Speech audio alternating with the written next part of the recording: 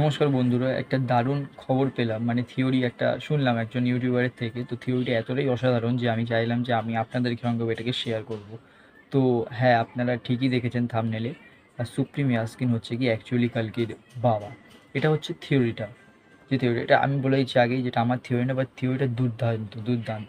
ওটা কালি না, সুপ্রিম ইয়াস্কিনটা কালি না, ওটা হচ্ছে কি কালকির বাবা। কীভাবে এটা, ওটা আমি এবার এক্সপ্লেন করবো আপনাদেরকে। আপনারা যদি গুগলে যান, গুগলে গিয়ে যদি সার্চ করেন who is the father of কালকি, তাহলে দেখবেন গুগলে কী দেখাচ্ছে, বা পুরাণ মতেও এটা আই থিঙ্ক। তো ওখানে কী দেখাবে যে সুপ্রিম ইয়াস্কিন বলছি, কালকির বাবাকে বিষ্ণু ইয়াসাস, বিষ্ণু ইয়াসাস নাম দেখাচ্ছে, যে কালকির বাবা যে তার নাম বিষ্ণু ইয়াসাস। তো আপনি এবারে নামটাকে একটু এদিক ওদিক করে নিন, দেখুন সুপ্রিম ইয়াস্কিন ইয়াসাস।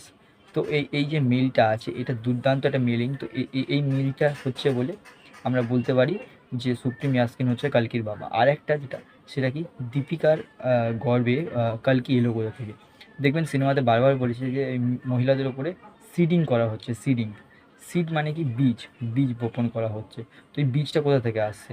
বীজটা হচ্ছে গিয়ে সুপ্রিম ইয়াস্কিনের কাছ থেকে। তো কালকি যদি সুপ্রিম ইয়াস্কিনের বীজ থেকে জন্মায়, তাহলে আপনি ভালো করে লক্ষ্য করুন, তাহলে সুপ্রিম ইয়াস্কিন কে হলো? কালকির বাবা। নামটা দুর্দান্ত একটা কানেক্ট করছে, যে সুপ্রিম ইয়াস্কিন, আর গুগলে সার্চ করবেন দেখবেন দেখাবে বিষ্ণু ইয়াসাস। তো ইয়াস নিয়ে আমি কানেক্টেড, আর দ্বিতীয়ত এই সিডিং ব্যাপারটা নিয়ে কানেক্টেড। তো এটা কখনোই কালকি হতে পারে না, কারণ আপনারা নর্মাল ভাবুন, আপনারা যদি পুরাণ ফুরাণেও যদি আইডিয়া থাকে নর্মাল, কালকি যে তার কোনো ফিজিক্যাল এক্সিস্টেন্স ওরমভাবে হয় না, যেরমভাবে দেখাচ্ছে যে একটা শরীর আর সম্পূর্ণ যা যা দেখাচ্ছে। তো এই থিওরিটা খুব দারুণ ছিল, তো আমি আপনাদেরকে অবশ্যই এটা জানাবো বলে ভেবেছিলাম। তো এটা জানলাম, আমি আমি বলে দিই থিওরিটা আমার না, আর থিওরিটা কিন্তু খুব দারুণ। কালকিকে নিয়ে এই থিওরিটা দারুণ।